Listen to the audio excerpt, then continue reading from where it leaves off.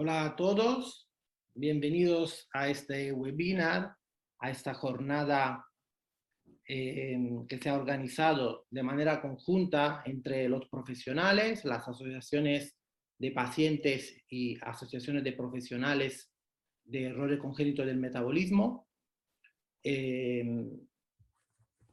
Vamos a presentar un poco la idea que tenemos hoy y las personas que van a participar. Primero de todo, le damos las gracias a Nutricia que nos ha ayudado para poder realizar una reunión segura y para poderla grabar y difundir en un segundo momento. Damos las gracias y mandamos un mensaje desde el 12 de octubre a las asociaciones de pacientes que han colaborado y que colaboran todos los días por diferentes iniciativas con nuestra unidad y nuestro proyecto. Realmente siempre decimos que vamos juntos y caminamos juntos al lado uno de otros.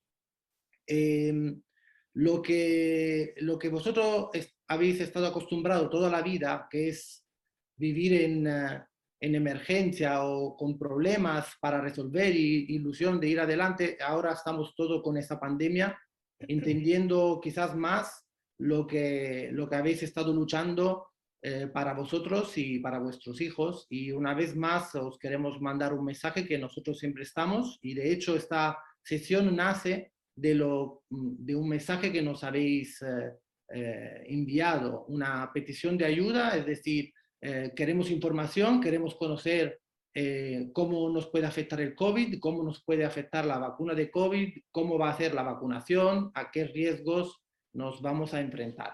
Entonces hemos pensado, contando con el jefe de servicio del Hospital Universitario 12 de Octubre de Pediatría, el profesor Luis Contreras, que es miembro desde hace muchísimos años del comité de expertos de la AEP, la Asociación Española de Pediatría, sobre vacunas, contar con su experiencia, contar con la experiencia del doctor Pablo Rojo y del doctor Manu Gijón, de la Unidad de Ensayos Clínicos Pediátricos, que nos hablarán también de la posibilidad de vacunarse dentro de un ensayo clínico, con todo el equipo de metabólica del 12 de octubre, que represento, y soy solo una pequeña parte. Tenemos a la doctora Montserrat Morales aquí con nosotros, que es la referente de la parte de adultos también, por lo cual también los adultos que están presentes pues, en la parte de preguntas que abriremos al final de la charla, podéis también contar con ella y contaremos con ella durante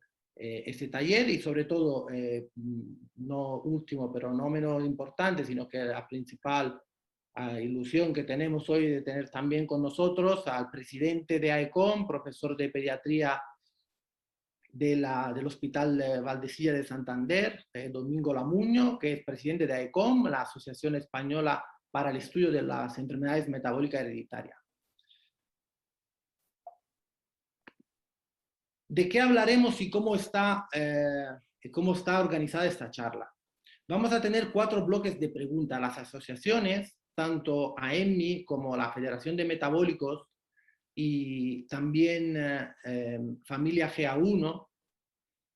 También quiero dar las gracias a CEM, aunque no viene la parte de los enfermos neuromusculares en el título de la charla, pues ellos también, hay varias preguntas que han mandado desde su asociación y desde el principio han estado muy interesados, que es la CEM, de la Asociación de Enfermos de Enfermedades Neuromusculares.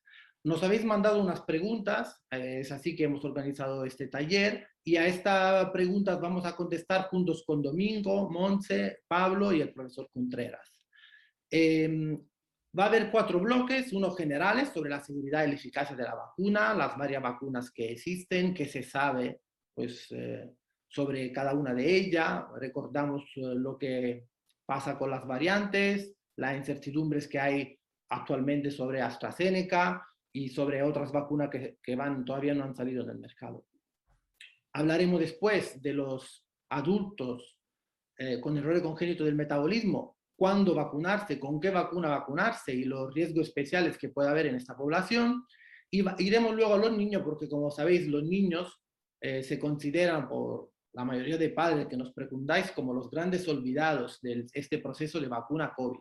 Realmente también tenemos que recordarnos que son los grandes olvidados también por el COVID. Ha sido muy raro ver un niño que se pusiera mal por el COVID y esto también tenemos que recordarnos porque no han sido puesto de parte en la fase de vacunación, también es porque no son muy susceptibles a COVID, tengan o menos una enfermedad metabólica hereditaria, una comorbilidad, pero entraremos en detalle en esto.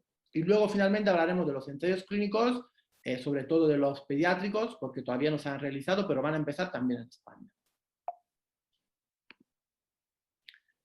Ha habido interés por parte de las instituciones y sobre todo las asociaciones de profesionales a difundir información hacia los pacientes, pero tal vez no ha sido tanta como vosotros esperabais. Sí que tenemos que decir que AECOM, la Asociación Española del Error Congénito del Metabolismo, ha mandado durante toda la pandemia varias actualizaciones y varios documentos de consenso de los expertos, del cual Domingo, el profesor Lamuño, ahora nos hablará.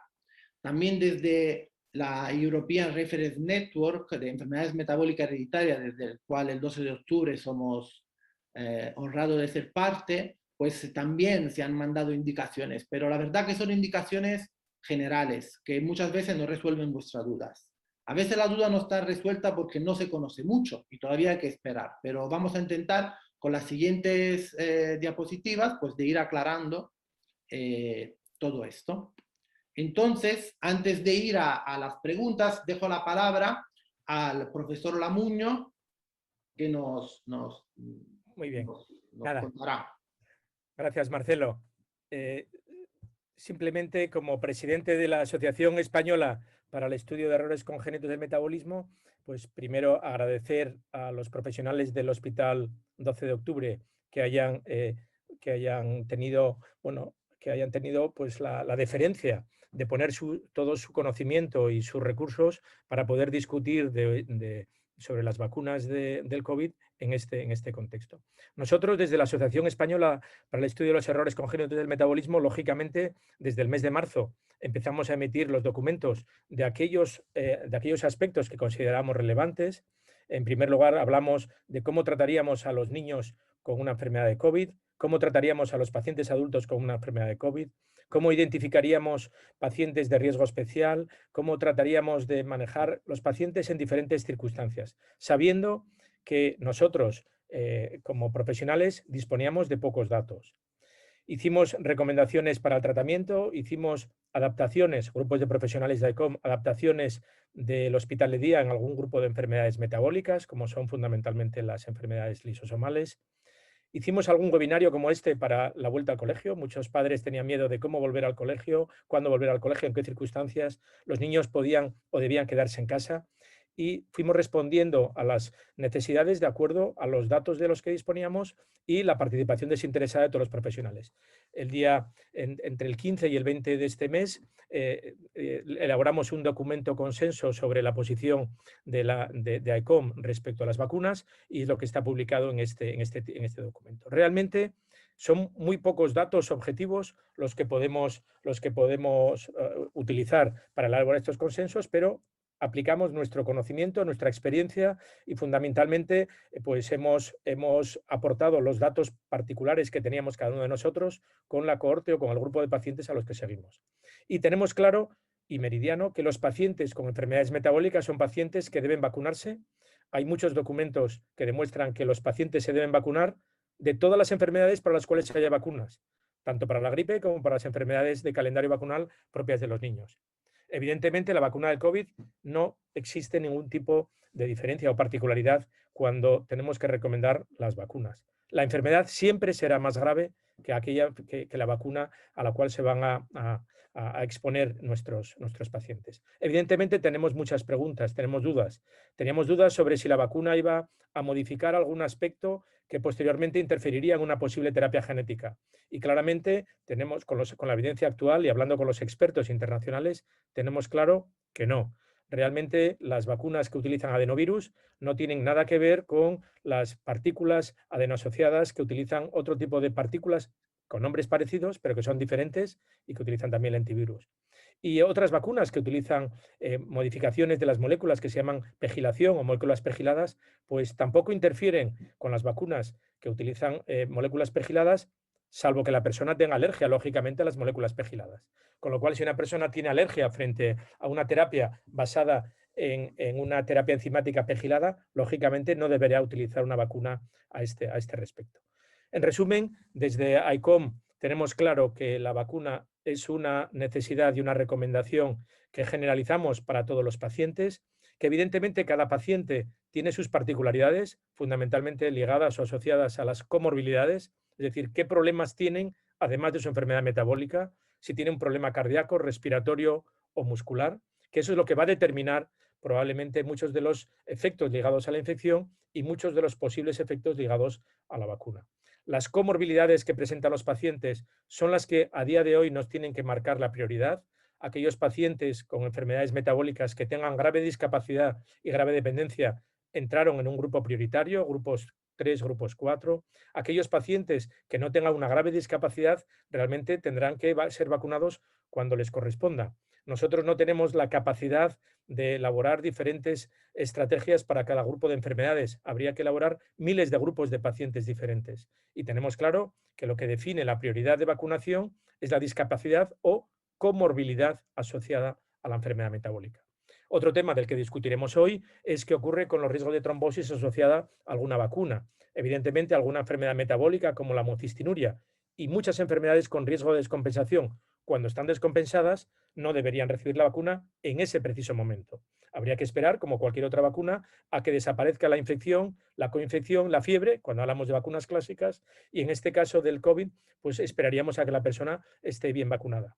Y una máxima que utilizamos, y ya termino, es que tenemos que aprovechar esta oportunidad ligada a esta pandemia que nos ha obligado a quedarnos en casa, a mantener la distancia, a evitar infecciones. Tenemos que aprovechar la oportunidad para recordar a nuestros pacientes que la mejor vacuna frente al COVID es tener un buen grado de cumplimiento terapéutico para la enfermedad metabólica. Un paciente en una situación metabólica estable va a tolerar mejor la infección y evidentemente tendrá muchos menos efectos secundarios ligados asociados a la vacuna.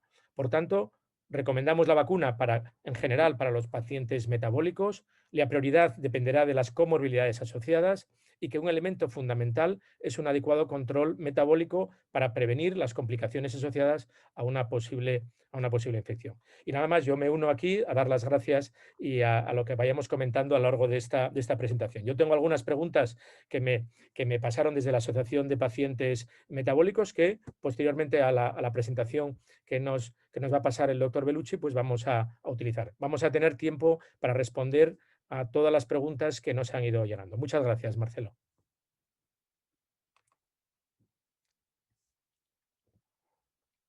Sí. Muchas gracias a vosotros. Entonces vamos con nuestro Sí. profesor Contreras. Buenos días, profesor.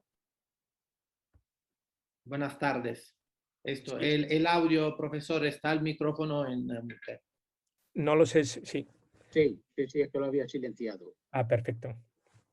Bueno, profesor, aquí hay conectados varios pacientes, también varios profesionales, y vamos entre todos a intentar profundizar con los varios bloques de preguntas, lo que conocemos sobre COVID y las vacunas. Al final, para lo que se acaban de unir, pues se abrirá en los últimos 15 minutos el chat para evitar confusión ahora, para añadir preguntas y vamos a intentar contestar a todo lo que podamos. Entonces, empezamos con preguntas generales sobre eficacia y seguridad.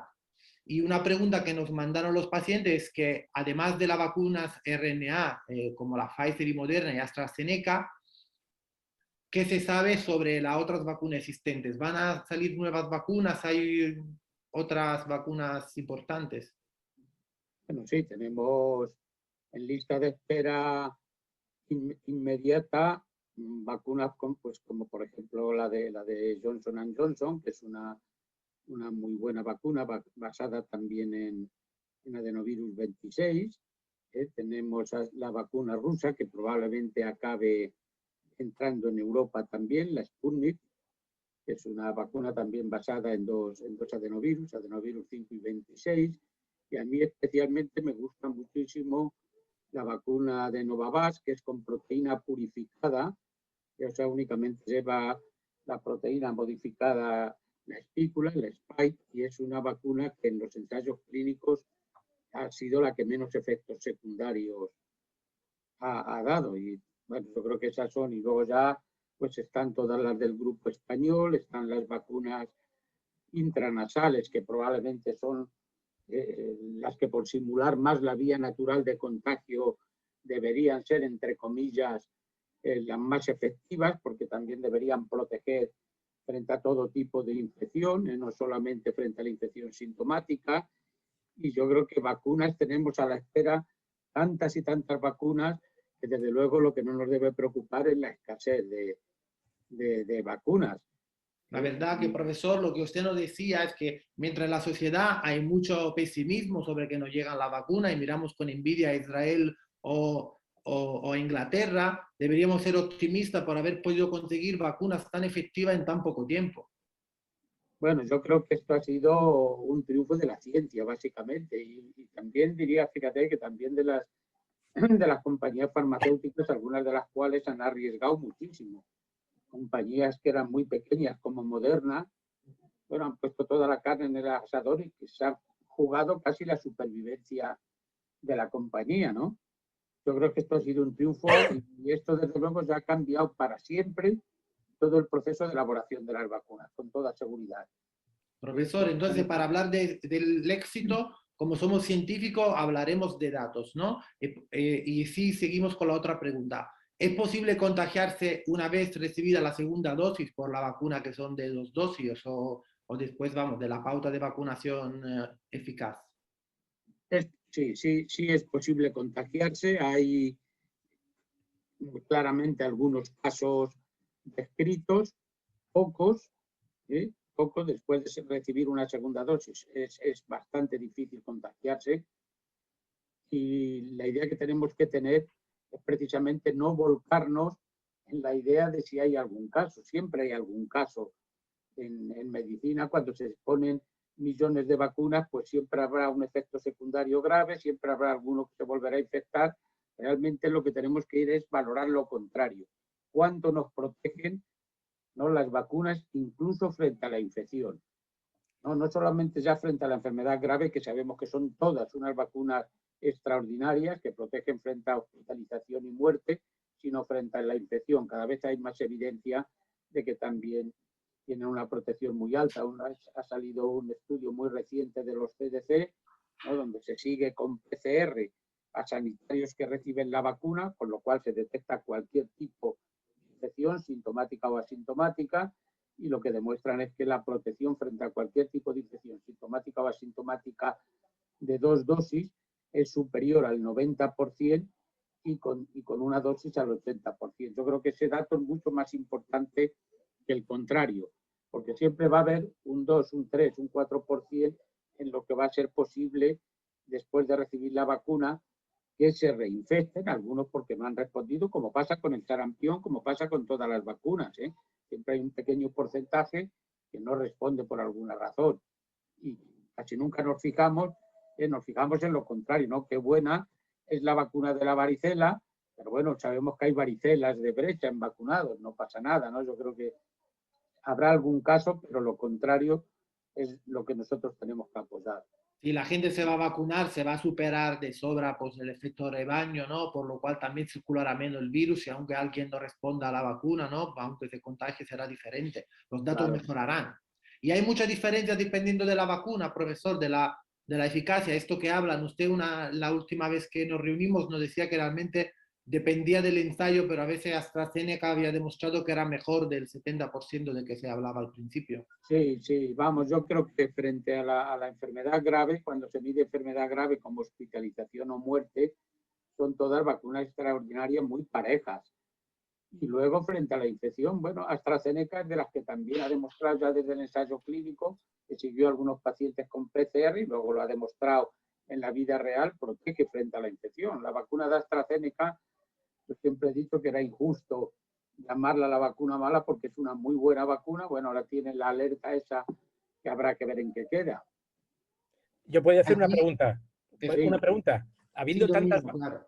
Habiendo tantas vacunas diferentes, ¿alguna persona podrá recibir una vacuna durante este periodo y otra diferente dentro de unos años si hubiera que repetir?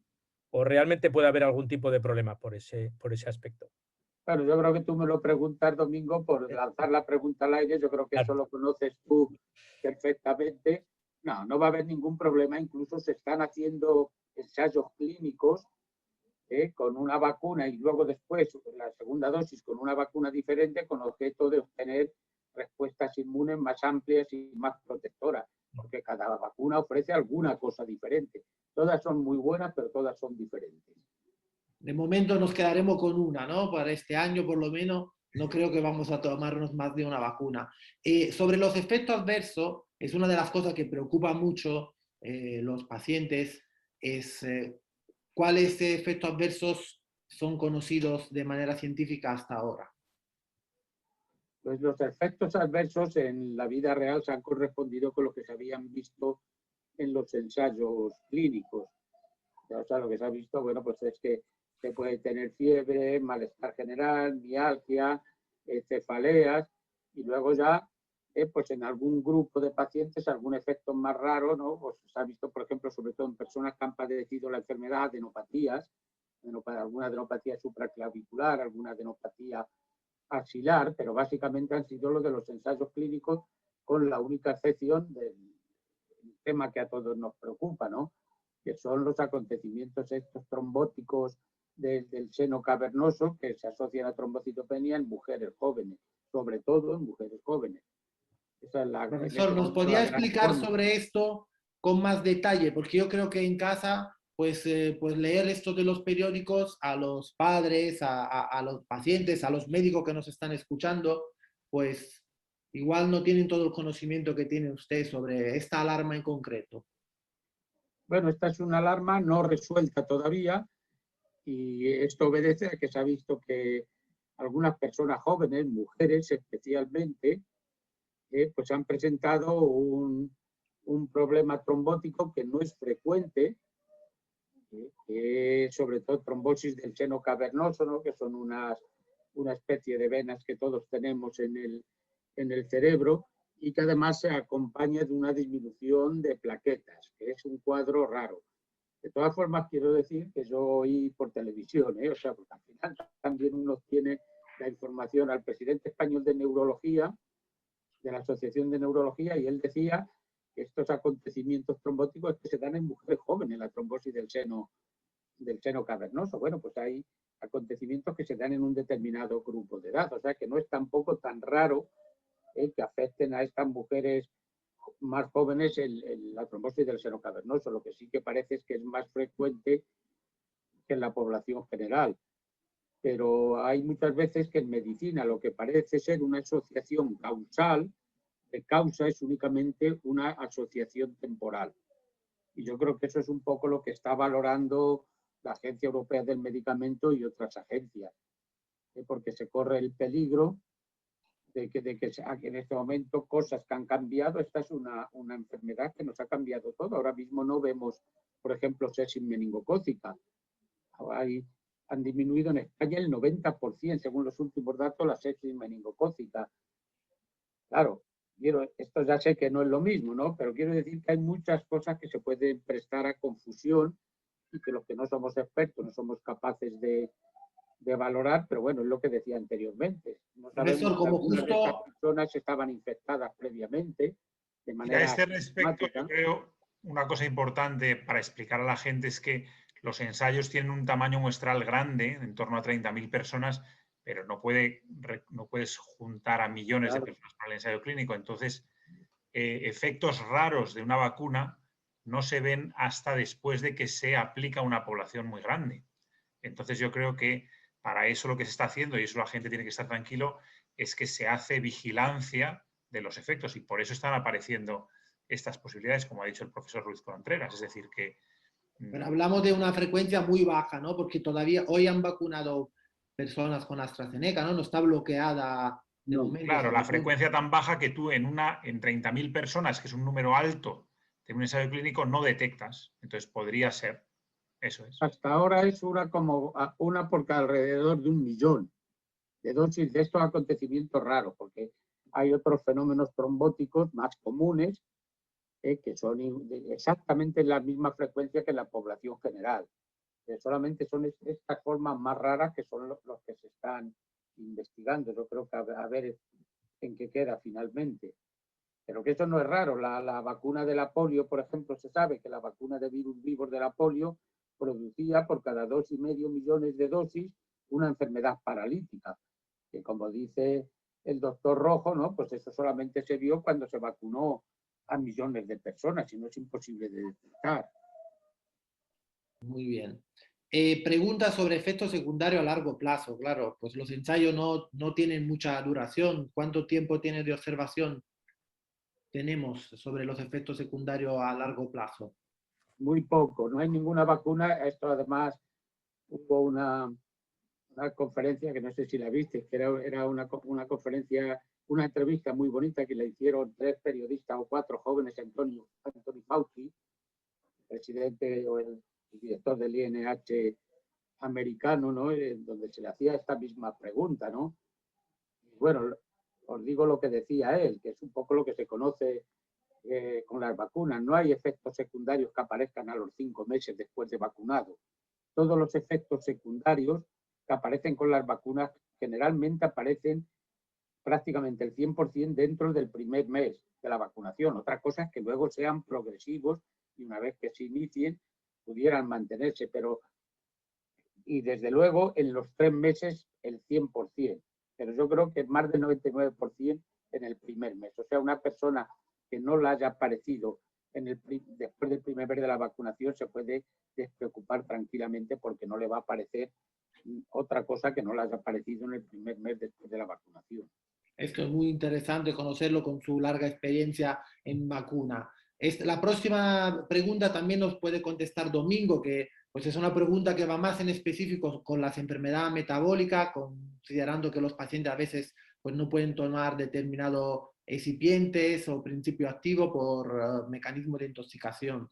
Se conoce que en alguna vacuna pues haya algún elemento, Domingo, que pueda ser de contraindicación en enfermedades metabólicas hereditarias? En lo que yo sé, simplemente puede haberlo para lo que comentaba antes de la pegilación. Pero ni siquiera en ese caso debería tenerse muy en consideración. Las personas que son alérgicas a los elementos pegilados de determinadas enzimas, que son en cantidades tremendas, evidentemente pueden tener algún tipo de hipersensibilidad cuando se utilizan vacunas pegiladas, pero es algo excepcional. Respecto a lo que puede ser el contenido en lípidos, contenido en azúcares o en RNA mensajero, no. Es decir, que sería simplemente por una respuesta alérgica o anafiláctica a algunos componentes de algunas vacunas que decimos que son pegiladas, que son las vacunas de Moderna o las vacunas de Pfizer, para aquellos que hayan tenido alergia a algún tipo de enzimoterapia que tiene un tipo de tratamiento específico. Para las enfermedades metabólicas como las conocemos, no. Y son tampoco los pacientes que han recibido enzimas pegilados, que han tenido una reacción alérgica, que realmente no es algo que debamos, creo que, discutir en este foro, bajo mi opinión. No sé si el doctor Contreras vale, o... Estoy absolutamente de acuerdo contigo, Domingo, absolutamente de acuerdo. Fenomenal. Vamos a otras preguntas generales sobre cuánto puede durar, profesor, la inmunización en los vacunados. La inmunidad, no lo sabemos. Esa yo creo que es la pregunta del millón ahora mismo y no lo sabemos. Si vemos lo que pasa con otras vacunas, pues es posible que más tiempo dure la inmunidad de la vacuna y en este caso hay alguna cosa que ya apunta así, que la inmunidad frente a la enfermedad natural. Porque eso de que decimos siempre, no, es que lo mejor es padecer la infección natural, eso es lo que más protege. No es cierto. No siempre, casi siempre, pero no siempre. Por ejemplo, en el papilomavirus produce mucha más inmunidad y mucha más protección la vacuna que la propia infección natural. Y aquí parece que, por ejemplo, se han visto algunas cosas con la vacuna, después de una segunda dosis de vacuna, pues se ve que se va generando cierta protección contra las variantes, ¿no? A medida que va pasando el tiempo, además. Y ya se empieza a hablar si sería bueno para obtener protección frente a las variantes, distanciar más las dosis o poner dosis de recuerdo, por ejemplo, al cabo de varios meses. En cualquier caso, la duración de la inmunidad no va a ser muy corta, no pocos meses. Yo creo que lo que nos dicen nuestras vacunas va a ser una duración más larga, tanto la inmunidad, sobre todo la inmunidad celular, bueno, la humoral también, pero sobre todo la persistencia de células de la memoria. Otra cosa es que sea útil o no útil esa inmunidad si surgen nuevas variantes. Ahí ya tendremos que esperar a ver qué pasa. De momento, parece que sí, que las vacunas siguen siendo útiles frente a las nuevas variantes porque la inmunidad humoral bueno, se puede perder intensidad o capacidad de protección de la inmunidad humoral, pero se ha visto que la inmunidad celular, incluso frente a la cepa sudafricana y brasileña, se mantiene muy bien, o sea, frente a diversos antígenos de estas cepas se mantiene muy buena inmunidad celular. Y la inmunidad celular es la que nos protege frente a enfermedad grave, no frente a la infección. Frente a la infección nos protegen los anticuerpos neutralizantes. Frente a la replicación del virus y la infección grave, nos protege sobre todo los linfocitos citotóxicos. Profesor, yo he leído en un periódico italiano, como sabemos, en cada país solo se publica la noticia científica que se generan en el casi, que se había hecho un estudio en el primer pueblo donde empezó en Europa, posiblemente grandes focos de COVID, donde se detectó un estudio de la población de este pueblo y vieron que la inmunidad natural mantenía protegido frente a la infección unos 10 meses. ¿Es así? Sí, sí, conozco ese estudio y conozco otros y al menos podemos decir en este momento que 10 meses, pero si nos atenemos a lo que nos dicen otras vacunas y la inmunología, será seguramente más tiempo, por lo menos la inmunidad celular. Otra cosa es que a lo mejor los anticuerpos neutralizantes disminuyan y uno se pueda infectar, pero así como, por ejemplo, la inmunidad humoral es muy importante en enfermedades como la sepsis meningocócica, el que tengas títulos altos de anticuerpos, porque si no progresa rápidamente y te mueres, yo creo que el COVID tiene una ventaja y es que es una enfermedad que va progresando a lo largo de días, con lo cual, aunque te infectes, da tiempo a que luego la inmunidad celular actúe, que es lo que sucede, y tengas una infección menos grave. O sea, que nos van a proteger frente a la infección. Yo creo que una parte sí, y ya está siendo demostrado que sí, pero todavía nos van a proteger mejor las vacunas frente a la enfermedad grave, que también es lo que se está viendo en la vida real. Es lo que nos importa también. Profesor, la persona que hemos sido vacunada, ¿podemos contagiar? Espera, que creo que el Pablo quiere, ¿no? No, era para referir lo que dice Jesús, lo que dice el doctor Ruiz Contreras, es que muchas veces lo que medimos de manera sencilla es la inmunidad humoral, porque medir la inmunidad celular es más complejo. Entonces la gente puede confundirse que si no tiene anticuerpos, ¿no? Claro. Pero lo que dice Jesús es que puede quedar esa inmunidad celular que luego efectivamente sigue manteniendo eficacia. ¿La persona vacunada, profesor, podemos contagiar? Bueno, eso es... parece que sí. Existe alguna posibilidad, si uno se puede infectar, aunque sea de manera asintomática, y parece que eso en los vacunados puede suceder. Incluso ya sabéis que se ha descrito aquí en España en algunas residencias que ha habido varios ancianos infectados, todos vacunados, todos asintomáticos, pero sin embargo se les ha detectado la PCR. Estos en teoría pueden infectar, pero con toda seguridad infectan menos que una persona no vacunada, porque siempre la vacuna te va a disminuir la carga viral. Y en el caso de que infecten, se ha visto que la capacidad infectiva de un sujeto está muy directamente relacionada con la carga viral. Si tienes menos carga viral, vas a infectar menos. O sea, es posible, pero yo creo que van a infectar muchísimo menos. Y tener a una persona vacunada a los de alrededor es una garantía, ¿eh? Seguiremos utilizando mascarilla, claro, ¿no? Para evitarlo, porque ya que podemos infectar, seguiremos manteniendo las precauciones, pero va a bajar mucho, ¿no? El riesgo de que podamos contagiar a alguien. La siguiente pregunta son sobre los efectos de la vacuna en quien ya había pasado el COVID.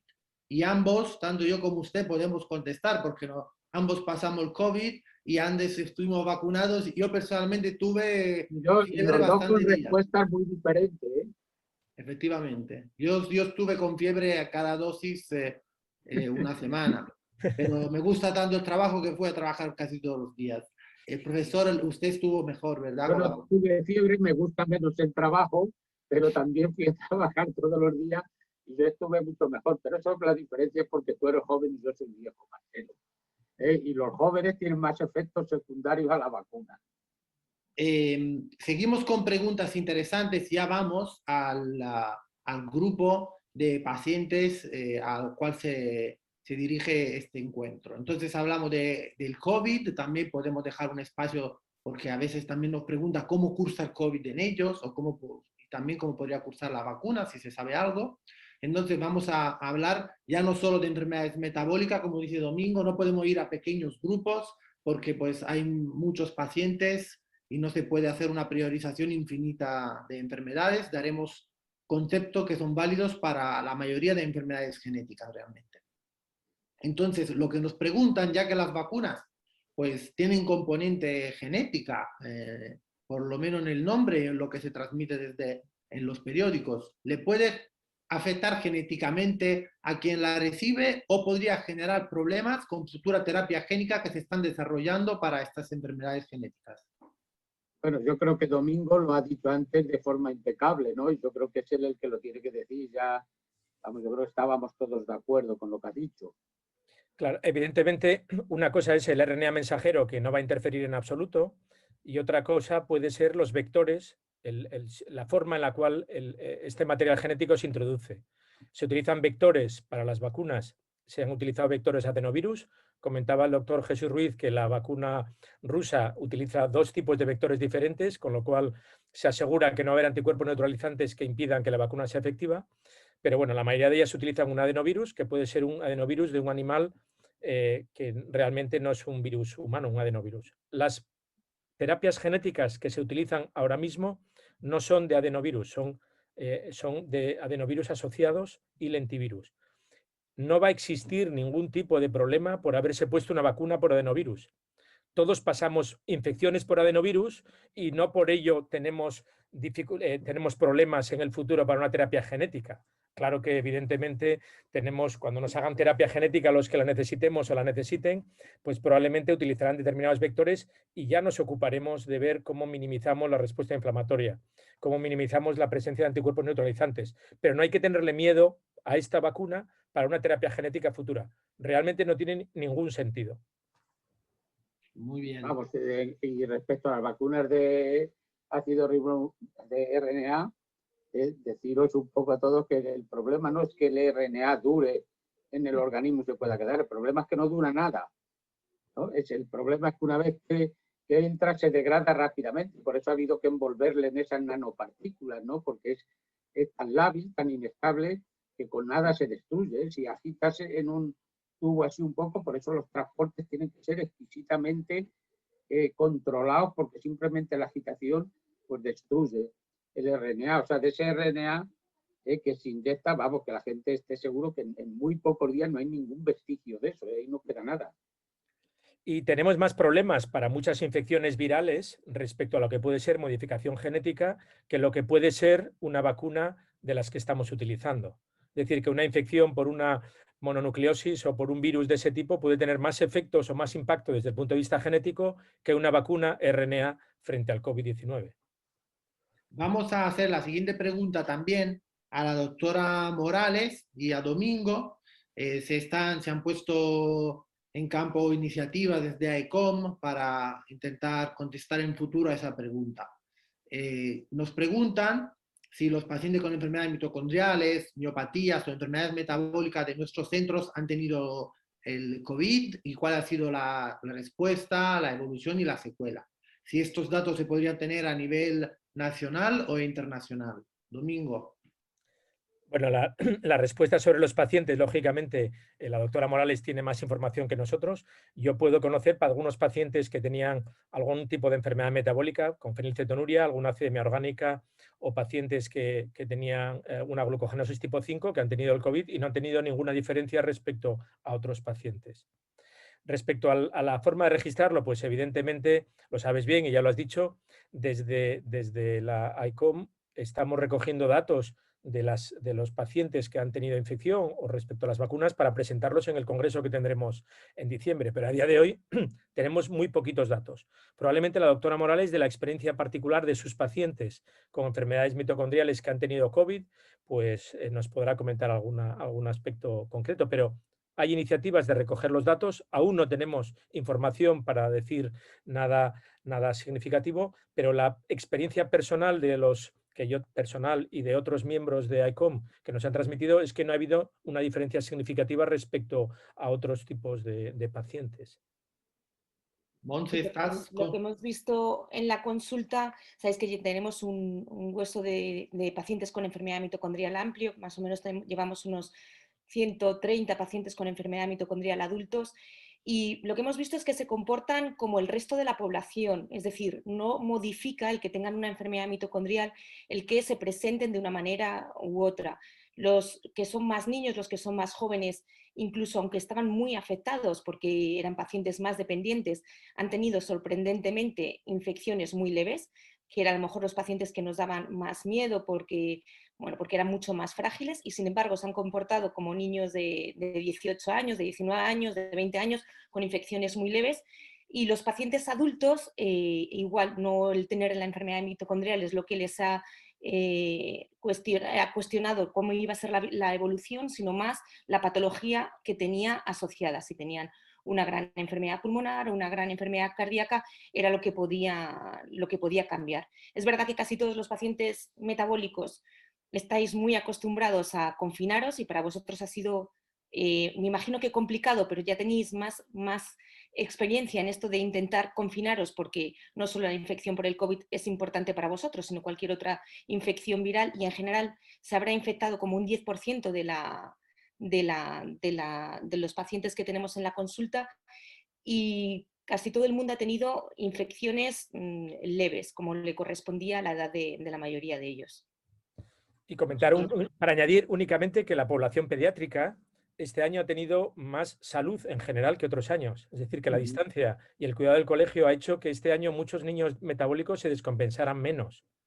La población adulta probablemente haya habido menos diferencia, pero para la población infantil ha sido significativo. Menos catarros, menos diarreas. Este año no hemos tenido bronquiolitis, y es algo sorprendente. Menos de todo, menos de todo. Sí, sí. No sé si meningocócica, menos asma. Sí, menos, no ha habido tampoco. Hay muy poquitas neumonías también, Jesús. No estamos viendo neumonías complicadas este año. Muy pocas. Con lo cual muchos pacientes metabólicos han mejorado. Esto lo hemos hablado, efectivamente, los pacientes que antes se ingresaban con el lavado de mano, las mascarillas, se descompensaban, no han dejado de ingresar por esta otra causa, y nosotros hemos tenido la unidad pediátrica, lo estamos recogiendo, pues varios pacientes, incluidos unas pacientes morquio con una afectación severa respiratoria, con disnea casi, y usan BiPAP y no han tenido nada, han cogido COVID, han estado asintomáticas. En principio no hemos tenido ninguna mala experiencia que podamos reportar. Así que desde este punto, bien. Nos preguntan, como la gripe pues, es una enfermedad en los pacientes con enfermedad neurológica o mitocondrial o neuromuscular que le da más riesgo que en otros, y también pasa lo mismo por el COVID. Es decir, si el COVID sería más grave en ellos, ¿cómo lo es la gripe? Posiblemente sí, pero bueno, tampoco también es lo que comentaba antes, ¿no? Es la capacidad de replicación de esos, es como lo que comentabas con tus pacientes morquio, que también lo hemos visto nosotros, ¿no? Aquellos pacientes que tienen muy poquita capacidad de replicación, como son jóvenes, pues se han comportado de forma muy leve a pesar de la gran afectación pulmonar que tenían, y han tenido cuadros muy leves. Es verdad que a más mayor y mayor afectación pulmonar, y sobre todo teniendo otros factores de riesgo que se han visto que son muy importantes para este tipo de infección, como es la obesidad, que gracias a Dios es una de las pocas cosas que no padecen nuestros pacientes, pues a más factores de riesgos, más complicaciones, pero no por tener la enfermedad mitocondrial o la enfermedad metabólica en sí, sino por esas complicaciones asociadas a su proceso de base. Y en general, yo lo he hablado con el doctor Rojo, pues parece que la enfermedad neurológica de base es un factor de riesgo, pero ser joven y con enfermedad neurológica es como protector, ¿verdad, Pablo? Sí, yo creo que lo hablamos con el doctor Ruiz Contreras. Está bien demostrado que la enfermedad neurológica grave en el adulto es uno de los factores de riesgo más importantes, pero en niños no hay esa evidencia, efectivamente, al ser una enfermedad más leve. Seguimos con nuestras preguntas y pues la primera ya la hemos contestado. No parece que haya ningún problema ni para futuras terapias génicas ni para desencadenar procesos de descompensación metabólica aguda. Como todas las vacunas, nosotros recomendamos, dependiendo del caso, controlar después de la vacuna los procesos febriles, bajando la temperatura con antitérmico, y en aquellos pacientes que tienen que hacer régimen de emergencia, reduciendo el aporte de precursores tóxicos durante los procesos febriles, pues que se siga haciendo como se ha hecho hasta ahora, sin ninguna diferencia. Lo que decía Domingo, pues que se siga, que se vacune, como se vacuna la población normal, también los pacientes con enfermedad metabólica. ¿Estás de acuerdo, Domingo? Totalmente, totalmente.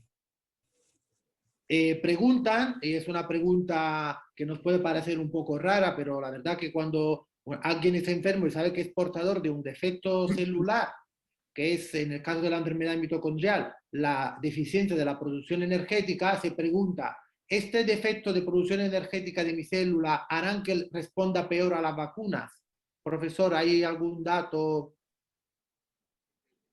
Bueno, yo creo que en lo que es efectivamente la producción, y voy a especular, porque no, la producción energética pues es fundamental para todas las funciones celulares y es posible que la inmunidad se pueda alterar de alguna manera, ¿no? Sin embargo, bueno, yo lo que diría es que concretamente las enfermedades mitocondriales no afectan así directamente, de manera general sí, como toda la respiración celular afecta a todo, pero no afecta directamente a ninguno de los pasos, por ejemplo, directamente, digo, de síntesis de anticuerpos, de génesis de inmunidad celular. En cualquier caso, esa será una cosa que habrá que valorar. Muchos Sí preguntan, profesor. sí sabemos lo que ha sucedido con otras vacunas.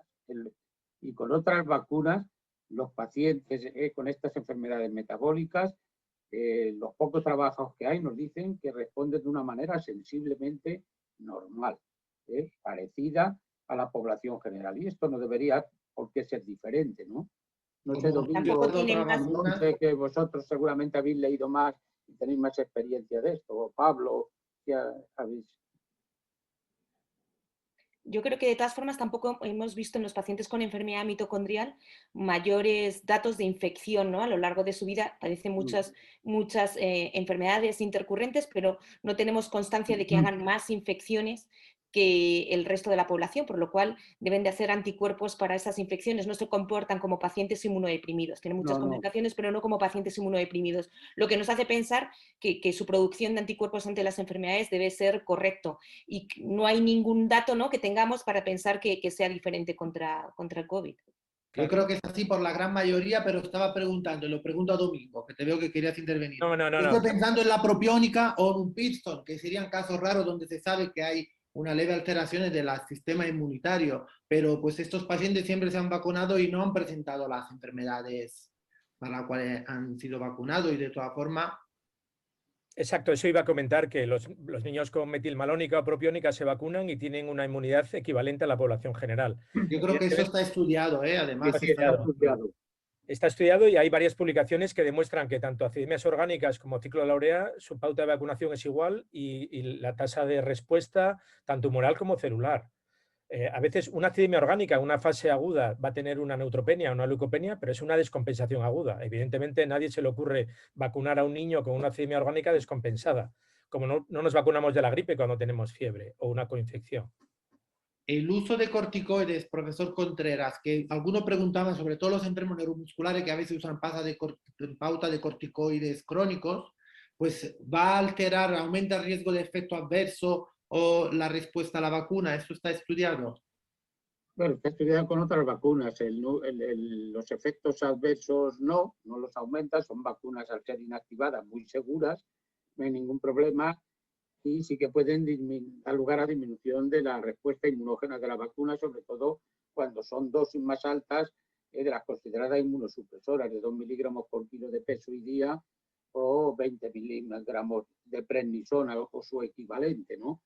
O sea que si es una dosis inmunosupresora, sí va a disminuir, pero todos los estudios que hay dicen que aunque es verdad que disminuye, una proporción muy sustancial de sujetos sigue alcanzando títulos protectores. O sea que aunque estén con esteroides, hay que dar estas vacunas que son inactivadas, incluso aunque estén con dosis supresoras, si hay la urgencia de este momento de estar en pandemia, pues evidentemente hay que darlas. Domingo, te voy a hacer esa pregunta. Que valga, ya nos adelantamos al bloque siguiente que va a ser niños. ¿Hay datos de países donde ya han vacunado pacientes con enfermedad metabólica, que sean adultos o niños? ¿Y qué sabemos? Bueno, yo he mirado a algunos pacientes aislados y la respuesta es exactamente igual que la población general. Lo comentaba también antes, se han vacunado a pacientes, pero por su discapacidad, no por su enfermedad metabólica. Un paciente con fenilcetonuria no se vacuna por la fenilcetonuria, lo es porque no se detecta un cribado y tiene una discapacidad intelectual y está en una institución. Pero sí se han vacunado algunos pacientes con algunas glucogenosis. Yo me revisé los defectos de CPT2, de metabolismo de ácidos grasos y de glucogenosis tipo 5, de una glucogenosis muscular, y ha habido una respuesta normal y ningún efecto secundario esperado. Realmente la población pediátrica no está vacunada y la que puede estar vacunada es una población de edad intermedia que tiene discapacidad y población adulta cuando les corresponda. Hay maestros o una maestra que tiene un defecto del ciclo de la urea, una ornitina transcaramelasa, se ha vacunado con una respuesta absolutamente normal. Pero hablamos de casos aislados. Evidentemente, ¿cuántas personas se han vacunado? Pocas. ¿Cuántas de las personas vacunadas tienen un defecto de ornitina transcaramelasa porque son profesores y se han vacunado como grupo de riesgo de profesores, no como enfermo metabólico? Y recogemos el dato de que no ha tenido ningún efecto secundario y que la respuesta ha sido normal. Y uniendo a la pregunta de antes, nosotros algún paciente nuestro renal ha tenido la infección tomando inmunosupresores, corticoterapia 1 miligramo por kilo y micofenolato mofetilo, y ha tenido una infección leve y ha hecho una tasa de anticuerpos perfecta, de IgG frente a la espícula perfecta. O sea que, bueno, pero son casos aislados, ¿eh? Montse, ¿tú sabes algo sobre adultos vacunados, ya que tú... Sí, la verdad que lo seguimos recogiendo. Está claro que la mayoría de los pacientes que se han vacunado, o hay algún paciente mitocondrial que se ha vacunado por su trabajo también, y hay grandes dependientes que se han vacunado por estar institucionalizados. Y la respuesta ha sido buena en todos. Y luego, respecto a lo de si tenemos información, es verdad que todos compartimos información. Es decir, el 90% de los médicos que trabajamos en metabólicas tenemos un grupo en común donde vamos recogiendo la información. Igual ocurre con las redes europeas, ¿no? Estamos en contacto con otras unidades de errores congénitos del metabolismo a nivel europeo a través de la MetaFRN, y ellos nos realizan encuestas prácticamente de forma mensual preguntándonos cuántos pacientes con las enfermedades metabólicas se han infectado, cuál ha sido la evolución de estos pacientes, y nos empiezan a preguntar ya cuántos se nos han vacunado. Y ellos van recogiendo la información y nos van contando los resultados, y hasta ahora no ha habido ninguna cosa que salga fuera de lo común. Es la única forma de poder aprender de estas enfermedades, pues ir cogiendo cada uno de nosotros nuestra poquita experiencia, compartirla con el resto de grupos que atienden a estos pacientes con estas peculiaridades e ir aprendiendo de ellos, pero al final pues eso es un número muy escaso de la población que en ningún momento entraron en los ensayos clínicos porque eran pacientes que no tenían enfermedades previas. Y bueno, pues vamos aprendiendo con ellos. Para hacerlo simple, pues ni la vacuna ni la infección, de momento, con las precauciones y con los pocos números que tenemos a disposición, hemos visto grandes complicaciones en estos grupos de riesgo. Y nos preguntan, desde los pacientes con atrofia muscular espinal, si habría posibles interacciones de la vacuna mRNA, me imagino, con el tratamiento que ellos pues, podrían tomar o toman de la terapia mRNA para la atrofia muscular espinal. No, vamos, no tiene por qué haber nada, cada mRNA transcribe su proteína, y cada proteína, o sea que se pueden procesar al día en el organismo humano miles o no sé si millones de moléculas de mRNA, y cada una pues, da lugar a su proteína y no hay más problema, no hay ninguna interacción. Hay capacidad para procesar todos los mRNA que sean, no hay problema. Aquí hay otro bloque que interesa mucho, es decir, ¿cómo, cuándo y con qué vacuna nos tendrán que vacunar? Entonces, pues preguntan, pues os he puesto aquí, hay muchas preguntas que han llegado de este tipo y pues nos explican pues sus experiencias, pues que saben que las personas con dependencia de nivel máximo pues son grupo de riesgo. Si es así, ¿por qué todavía no le han vacunado? Y se le debería, aquí preguntan también, pues si la enfermedad neuromuscular pues está en un grupo prioritario, efectivamente, ¿cuándo les vacunarán? No, no, creo que ahí no podemos nadie aventurarnos, ¿no? Y decirlo. Creo Pero que esto, no. profesor, está bien decirlo porque a veces como piensan que no les llegan, es que tampoco nosotros sabemos, ¿no? Se está tardando con las dosis de vacuna, son cosas que, como dice Domingo, No, lo no, tienen que lo gestionar ignoramos. desde el ministerio y Pero no... igual que hay personas de 85 años que no se han vacunado, que están en el grupo Claro, prioritario. claro, no, no, efectivamente, sí, sí. Que posiblemente tengan más riesgo, ¿verdad? Porque la Claro. edad sigue siendo el factor de Sin duda. riesgo más... Más importante.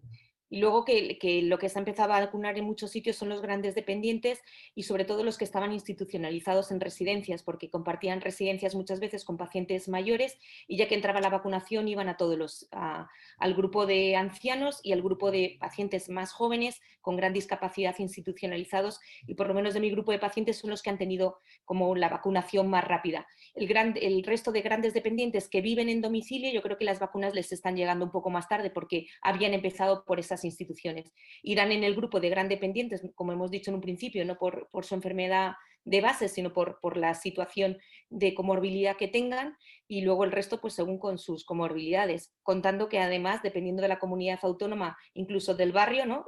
Va cambiando porque depende mucho de los centros de salud. Entonces, hay barrios que van más rápido, hay barrios que van más lento, hay comunidades autónomas que van más rápido, comunidades autónomas que van más lentas. Probablemente cuando se incorpore la vacuna que se puede manejar a temperatura ambiente de dosis única, este tipo de problemas mejorará. Evidentemente, una persona que viva en un pueblo alejado en su domicilio, pues no van a llevar una dosis de vacuna que da para 5 dosis, porque no sabrían manejarlo. Y probablemente esas personas se estén beneficiando menos de la vacuna que personas que vivan en núcleos urbanos con una densidad mayor. Pero eso depende de la organización local, no depende de los médicos. Es la organización local de cada centro de salud o de unidad de vacunación la que decide cómo se priorizan. Hay que elaborar listas de contingencia para cuando fallan unos o para ver a quién le doy la vacuna que me sobra, porque de cada vial saco 5 o 6 vacunas y tengo que manejarlas a una temperatura y en unas condiciones particulares. Son variables que no dependen de nosotros, por eso a veces nos entra esta pequeña envidia de han vacunado a mi amigo que tiene menos años que yo y está mejor que yo. Bueno, pero ahora mismo se le ha vacunado por el lugar en el que vive, por la edad que tiene y por la situación o no dependencia, no por la enfermedad de base. Las personas que tienen reconocido un grado de dependencia están yendo por delante de aquellos que no lo tienen, no de su estado general, sino de oficialmente el grado de dependencia que tienen reconocido. Una persona de 90 años altamente dependiente que no lo tenga reconocido puede ir detrás de una persona de 82 que tenga reconocido un alto nivel de dependencia. Y son variables que nosotros no podemos manejar. Domingo, para agregar otra variable a las dudas que ya teníamos, era cuál de todas las vacunas se deberían tomar. Los pacientes, yo creo, y a veces también nosotros un poco los hemos sesgados, han pensado, pues si hay alguna vacuna que pues en el periódico tiene más eficacia que otra, pues sería la que me tengan que poner por tener un factor de riesgo. ¿Es así? El doctor Contreras lo comentará, pero el ministerio es tajante, dice que no. Nadie puede elegir la vacuna que desee, salvo una contraindicación específica por alergia o a lo mejor una persona con homocistinuria para una de trombosis, no lo sé. No, ni puede, ni hay ninguna razón, salvo que el ministerio haya dicho, por, bueno, pues lo que se ve ahora, por ejemplo, con la alerta de la vacuna de AstraZeneca, si finalmente esto resulta nada, pues nada, el ministerio tiene que decir a quiénes vacuna. En lo que, como ha dicho Domingo antes, aquí hay que tener en cuenta que todo el tema de la logística es fundamental, claro, o sea que el transportar una vacuna a menos 20 grados centígrados, el que tiene que ir en un transporte que no se pueda mover, el tener que sacar las dosis, 6 dosis, pues está claro lo que él dice. Si hay concentrados en un edificio 6 ancianos que se les puede sacar las 6 dosis, pero si están en varios edificios, pues esos se les tiene que dejar para los últimos, y es que no hay más remedio. Yo creo que además la logística a gran escala es muy importante. Queremos vacunar a cientos de miles de personas a la vez, entonces se mandan grandes lotes de vacunas a distintos centros, con lo cual yo creo que es razonable tener en cuenta todos que queremos vacunar a toda la población española en meses, con lo cual hay que aceptar que, salvo contraindicaciones muy específicas, se debe recibir la que la autoridad competente decida. Lo bueno que decía el doctor Contreras, para repetir una vez más, es que todas son buenas vacunas, ¿verdad? Todas son unas muy buenas vacunas, mucho mejor de lo que pensábamos. O sea, hemos aquí, yo creo que ahora las vacunas empiezan casi a morir un poco de éxito, ¿no? Porque yo creo que han sido buenísimas. O sea, tener en cuenta que la OMS recomendaba un 55, un 60% de efectividad para darlas como vacunas aptas para combatir la pandemia. Estamos trabajando con efectividades del 80, el 90%, el 95%. Son unas excelentes vacunas, todas. Otra cosa que haya que ver es esa alerta que ha aparecido con respecto a AstraZeneca y con otras vacunas si llegan a aparecer, ¿no? Bueno, pues eso se vigilará, pero en cuanto a protección, capacidad protectora, son magníficas. Yo creo que había mucho factor de confusión con lo de que la vacuna de AstraZeneca no estuviese indicada en un principio a pacientes mayores, que eso parecía que le confería menor eficacia, y que no es así, sino que no se permitió a pacientes mayores porque no estaban incluidos en los ensayos clínicos, y siendo puristas, pues no se metió a otros pacientes porque no habían sido estudiados, pero no porque en ningún momento se creyera que la de AstraZeneca tenía menos eficacia que la de Pfizer o la de Moderna, sobre todo en la infección grave, ¿no? Como decías, o en la hospitalización o muerte, que han demostrado todas la misma eficacia. Efectivamente, de hecho en Inglaterra se metió desde el principio en todas las edades, basados únicamente en los estudios de inmunogenicidad, que eran los pocos pacientes que metieron en el ensayo eran idénticos la inmunogenicidad que en las personas más jóvenes. Nos creemos la inmunogenicidad, pues hay que creerse también la protección, que es lo que se está demostrando ahora en la vida real. Vamos a lo siguiente, profesor, que ya usted en la última reunión nos demostró que pues hay datos y hay ya ciencia para contestar a esta pregunta. Es decir, las variantes. ¿Las vacunas actuales pueden proteger contra las variantes que hay actualmente o las que puedan venir? Vamos a ver, eso un poco ya lo contesté anteriormente. En las que hay ahora, con toda seguridad, que frente a infección grave protegen. Con toda seguridad, porque se ha visto que se mantienen una buena actividad celular. También, y bueno, y se ha visto en la vida real, también parece claro que protegen menos algunas de frente a la infección. O sea, que es más fácil infectarse. De todas maneras, el ensayo que se hizo en Sudáfrica es un ensayo, bueno, que es que donde se vio que tenían una efectividad del 20% y que se suspendió. Ese ensayo no dice nada, porque ese ensayo eran personas muy jóvenes. La edad media de ese ensayo era de 30 años, y las personas jóvenes, como se vio en ese ensayo, no tuvo ninguna enfermedad grave. Lo único que se ve es que protege menos frente a la infección, pero no hubo, y así lo han repetido todos los expertos, ese ensayo no puede ser utilizado como arma para decir que la vacuna de AstraZeneca o otra vacuna no protegen frente a la enfermedad grave. O sea, no hubo, parece que todos estos sujetos, no hubo sujetos con enfermedad grave. Si hubiera habido sujetos con enfermedad grave, casi con toda seguridad que la vacuna habría protegido frente a enfermedad grave, porque se está viendo ya que eso es así, también por los variantes, ¿eh? Muy bien, así que pues podemos estar optimistas. Y finalmente, pues vamos al tema que nos interesa a muchos aquí, tanto porque somos pediatras como por el hecho que hay padres conectados con nosotros, y son los niños. Nos preguntan, pues si, bueno, la primera pregunta, lo podemos decir porque es la que nos han hecho, es, ¿se pueden vacunar? ¿Se van a vacunar o hay que hacerlo en ensayos? Yo, si queréis, os comento, se ha empezado el ensayo clínico de la vacuna en niños en España, en La Paz y en Valdecilla. Se está utilizando la vacuna de Janssen, la de Johnson & Johnson, y en principio ahora mismo está en una fase restringida. Pero bueno, ha salido en el periódico hoy, o sea que ya se puede hacer público. Se está haciendo de una forma controlada y restringida, progresivamente, bajando de 18, 16, progresivamente. Con lo cual es probable que en unos meses tengamos una vacuna que se pueda utilizar en los niños. Y muy probablemente la vacuna que se incorpore en esta carrera de vacunas sea la de Johnson & Johnson, que es una vacuna interesante de dosis única. Doctor Rojo, ¿usted qué nos dice de los ensayos sobre niños?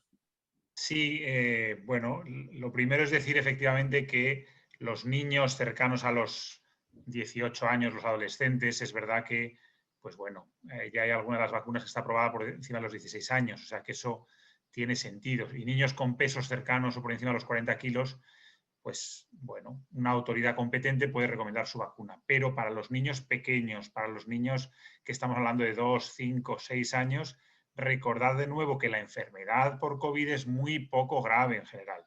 Y estos niños, pues la dosis no se sabe, ni hay datos sobre ellas. Entonces, para eso, efectivamente, como dice el doctor Domingo, se hacen ensayos clínicos específicos con dosis adecuadas al peso. Has comentado de Valdecilla, de La Paz, nosotros también en el 12 de octubre vamos a empezar ensayos en niños, tanto de Janssen como de Pfizer, como de AstraZeneca. Es decir, que todas las empresas están ahora llamadas a hacer ensayos clínicos para tener una autorización, si se demuestran seguros, de estas vacunas, porque aunque la enfermedad sea poco grave y aunque infecten un poquito menos, pues efectivamente podrían infectar y mantener la circulación del virus. O sea que lo ideal será tener ensayos de vacunas para poder tener la vacuna aprobada y que en unos meses efectivamente pues la mayor parte de la población adulta y niños esté vacunada. ¿Se están vacunando niños con enfermedades graves en estos ensayos?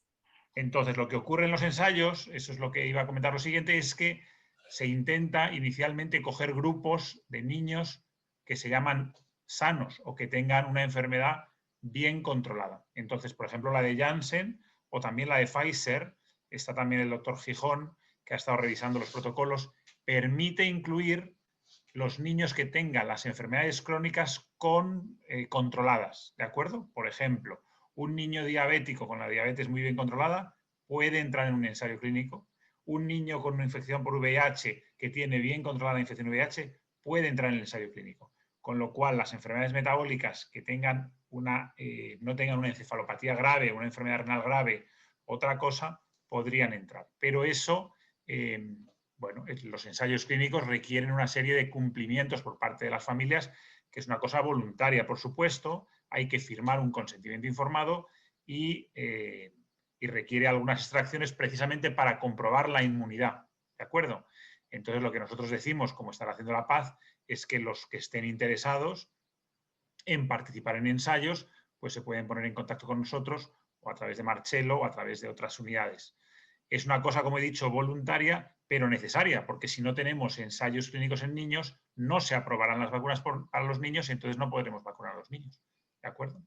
Profesor, ¿usted qué piensa? Pues un gran dependiente menores de 16 años, ¿se debería vacunar? ¿Se puede un médico decidir de saltar la ficha técnica? Yo creo que es mejor que la ficha técnica se la salten las autoridades.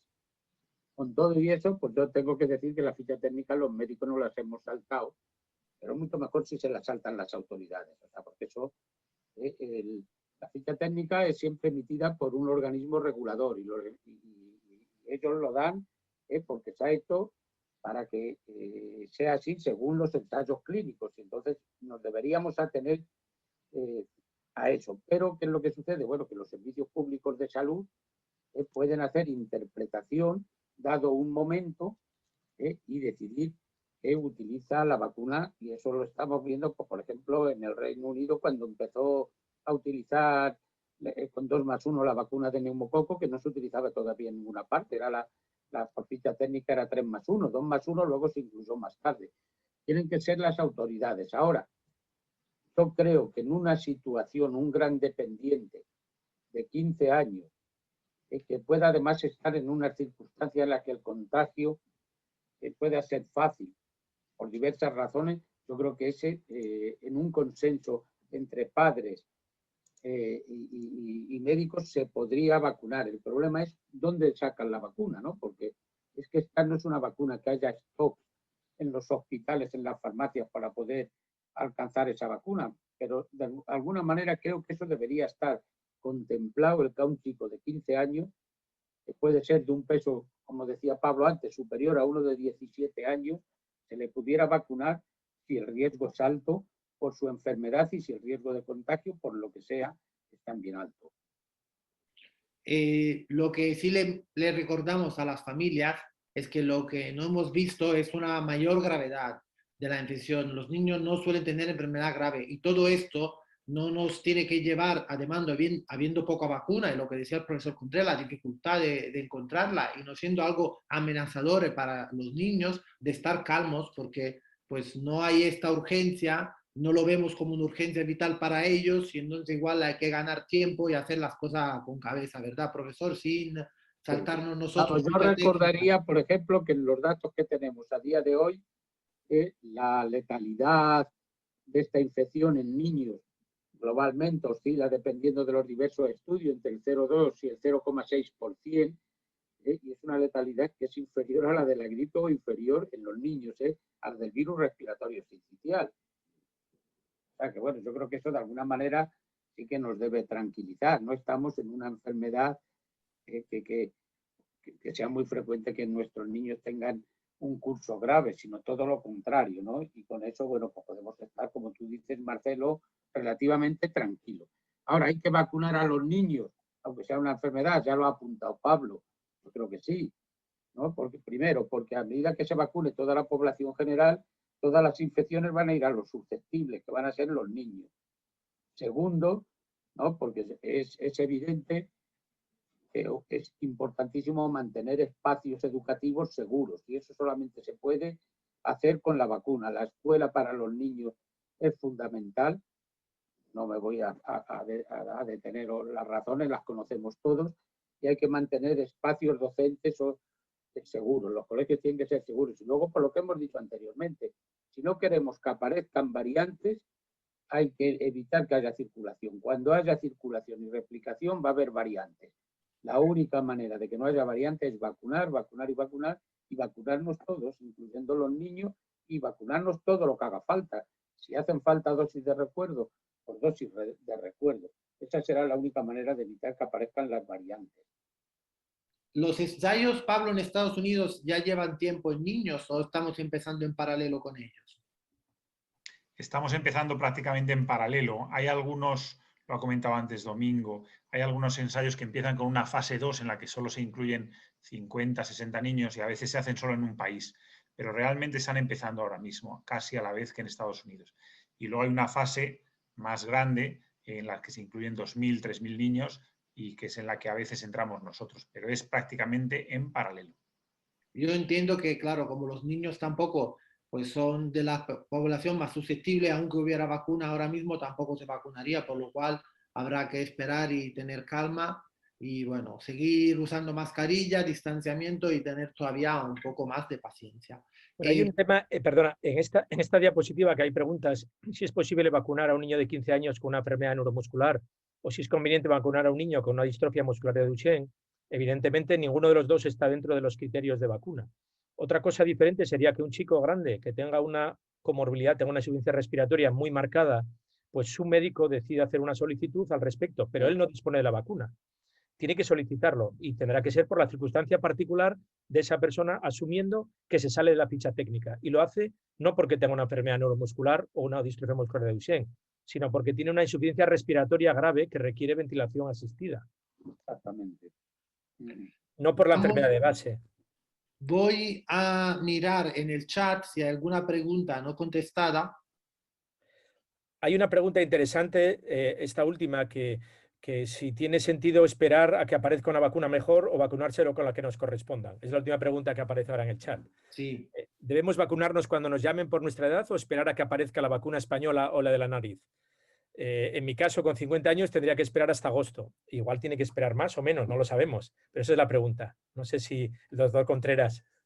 No, yo creo que hay que vacunarse con lo que tenemos, por lo que hemos dicho, porque es la manera de que no aparezcan variantes, es vacunarse mucho y que el virus no circule, porque si nos esperamos vacunando a otra y sigue circulando, van a aparecer variantes para las cuales las nuevas vacunas o no van a funcionar. Entonces, no, nos tenemos que vacunar cuanto antes todos. Parece que la mejor vacuna es la que hay disponible en el momento, ¿no? Ahora mismo es un poco lo que debemos pensar en la situación en la cual estamos. Domingo, hay alguien que pregunta sobre homocistinuria. ¿Tú nos quieres decir algo sobre esto? Porque habrá algún paciente. Bueno, realmente en la homocistinuria sí hemos hecho parte de un compromiso que tiene que tomar la sociedad metabólica y probablemente también algunas asociaciones como la de hematólogos o de trombosis, en la cual si un paciente por un riesgo específico definido por la enfermedad que tiene se le ofrece la de AstraZeneca, a lo mejor tendríamos que plantearnos la posibilidad de ponerse otra vacuna. Me estoy refiriendo a la homocistinuria, pero únicamente eso, hacer la solicitud de si pudiera entrar una vacuna diferente o esperar en las próximas semanas a que quede clarificado si realmente la vacuna AstraZeneca tiene o no una contraindicación formal.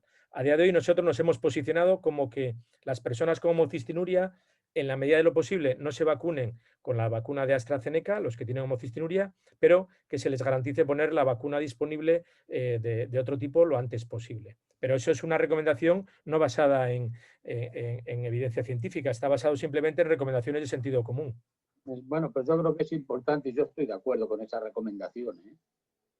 Tanto en cuanto se aclara esto, parece lógico. Hay una cosa que hay que recordar es que lo peor de las vacunas es no tenerlas. Entonces, sigue habiendo muchos países que no tienen acceso ahora mismo a las vacunas y, bueno, pues es un lujo que Europa haya llegado a un acuerdo, ¿no? Todos los países hacen un reparto equitativo que, aunque estén tardando un poco más de lo que todos esperamos, como se ha comentado ya en la charla, ser pacientes, esperar un poco a nuestro turno, pero siempre, si hay un caso especial, pues poder contrastarlo con vuestro médico. Parece que luego hay siempre un mensaje final que es de la publicidad, lo consulte con su médico, sigue valiendo este mensaje, ¿verdad? Además de las recomendaciones que hacemos.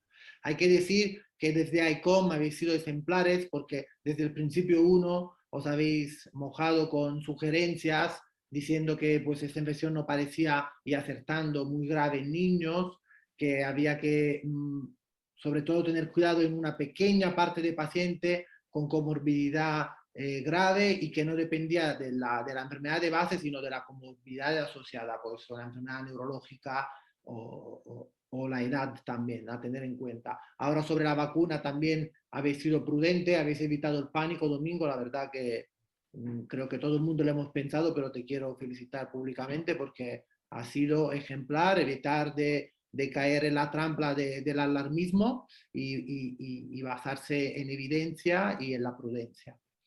Yo creo que hemos contestado a todas las preguntas. Hay una pregunta en el chat que decía una persona ahora que si podríamos explicar las diferencias entre inmunidad tumoral e inmunidad celular. ¿No? Bueno, es así brevemente para esta persona, ¿no? La inmunidad humoral es una inmunidad que está o que obedece a los anticuerpos, ¿no? Que son, bueno, pues moléculas que están de alguna manera, sobre todo por la sangre, y que lo que hacen es que ante la entrada de un virus es capaz de neutralizar a ese virus antes de que el virus entre en la célula. Eso sería un poco la inmunidad humoral. Está circulando por todo el torrente sanguíneo los anticuerpos. No es solo eso, pero bueno, básicamente intentando dar una explicación sencilla. Y la inmunidad celular, sobre todo lo que hace es que una vez que el virus entra en la célula, y ya los anticuerpos no le pueden destruir porque está al abrigo de la célula, pero ese virus que está dentro de la célula cambia algunas cosas, el organismo reconoce a esa célula como extraña y entonces hay unas células que son linfocitos C citotóxicos y otras células también que destruyen a esa célula infectada, que destruyen a la célula infectada y por tanto al virus. O sea, la inmunidad tumoral es antes de que el virus se internalice en la célula y la celular es una vez que se ha metido dentro de la célula y destruye a toda la célula, también el virus, pero destruye toda la célula. Preguntan, profesor, si se tendrán que vacunar nuevamente en 10 meses. No lo sabemos. Yo creo que eso no lo sabemos y eso va a haber que ir viendo qué es lo que sucede. No lo sabemos ni con el sarampión, sino va a haber que volver a dar una tercera dosis o con la parotiditis, ¿no? Eso está cambiando constantemente los calendarios vacunales y este no va a ser una excepción. Una cosa interesante de esto es que se están haciendo estudios precisamente para medir eso. Es decir, que ahora mismo hay estudios de largo plazo, de inmunidad a largo plazo y de respuesta. Pero es que no ha dado tiempo a tener seguimiento de estas vacunas más que esos 10 meses, con lo cual no sabemos más allá. Pero la respuesta, yo creo, de Jesús es bastante positiva. Es que probablemente tenga una protección a medio plazo más de un año. Leyendo la otra pregunta, recordamos, como ha dicho Domingo, que salvo los pacientes con homocistinuria o con factor de riesgo trombótico aumentado, y en ese momento, hasta que se aclare la relación de AstraZeneca con estos eventos protrombóticos que puedan aparecer, cualquier otra vacuna, pues no hay que hacer diferencia entre ellas. Esto es lo mismo que recomienda también la Red Europea de Investigación en enfermedades metabólicas hereditarias, y que el hecho que una vacuna es mejor que ninguna vacuna, es decir, la vacuna disponible, la que te van a poner actualmente con la situación que hay es la mejor, pues no tenemos ninguna otra recomendación para cada grupo de enfermedad. Doctora Morales, ¿nos quiere decir algo? Sobre una de las preguntas que ponía Emilio en el chat, que si las personas inmunosuprimidas deberían de vacunarse con virus atenuados o inactivos, que ningún paciente, o sea, que ninguna vacuna tiene el virus activo, o sea, que no son otro tipo de vacunas, no es como algunas que se utilizan en las vacunas virales infantiles, sino que todos estos son o un trozo de proteína o el RNA, pero no tiene el virus en sí, por tanto no hay ningún problema con los pacientes inmunodeprimidos. Y luego Ana Rosa comparte con nosotros que han vacunado a su hija de 16 años y 25 kilos, o sea que realmente por peso es como una niña de 6, 8 años, Claro. y epilepsia, y que por ahora está muy bien, que le da miedo decirlo, pero no ha tenido un efecto secundario y lleva ya 3 semanas de la segunda dosis. Han compartido pues para que veáis que personas con niños o personas con muy poquito peso pues no han tenido efectos significativos con patología importante de base. Pues nada, esperamos Muchas haber gracias, Ana Rosa. contestado a todos. Nuevamente, pues renovamos el agradecimiento a Nutricia por habernos ayudado con la Secretaría Técnica, a las asociaciones de pacientes por contar con nosotros. No somos nosotros los que os apoyamos, sino que de verdad somos una familia y vamos de la mano. Y muchísimas gracias. No voy a hacer nombre para no olvidarme de nadie, pero que siempre que queráis, la comunicación está abierta. Y muchísimas gracias a nuestro jefe de servicio. Bueno, hay una persona que dice que ella se vacunó con la vacuna de Pfizer, que tuvo con las 2 dosis y que no ha tenido nada. Me parece que es un mensaje positivo, ¿no? Porque es que muchas veces en los periódicos lo que pasa es que multiplicamos el efecto secundario. Va apareciendo en todos los periódicos el mismo efecto y parece que son frecuentísimos, y la realidad es más lo que nos dice esta chica, ¿no? O sea, lo normal es que sean efectos secundarios muy leves. Muy bien. Muchas gracias, profesor, porque su experiencia en vacuna es notable y nos ayuda mucho. Hemos crecido mucho y podemos ayudar a nuestros pacientes, no solo lo que están en directo, en lo que van a ver el vídeo, sino a lo que nos llamarán en los próximos meses. Bueno, nada, yo gracias a todos, a ti, Marcelo, por la organización, a todos los pacientes y amigos, porque yo creo que aquí lo que hacemos es aprender todos. Desde luego, yo, y lo digo con sinceridad, he aprendido cosas. Domingo ha comentado cosas muy interesantes, Monse, Pablo. Y bueno, yo creo que esto es una experiencia que se puede repetir en otro momento, porque me parece que aparte de aprender todo, pues es una experiencia amistosa, que también es bueno en estos momentos en que tanto se echa de menos el poder estar más juntos, ¿no? Profesor, podemos invitar a estas 90 personas y 100 que han estado con nosotros hoy a que cuando se pueda hacer algo presencial ya, le invitamos al 12 de octubre, a Domingo sobre todo, a que nos venga a visitar.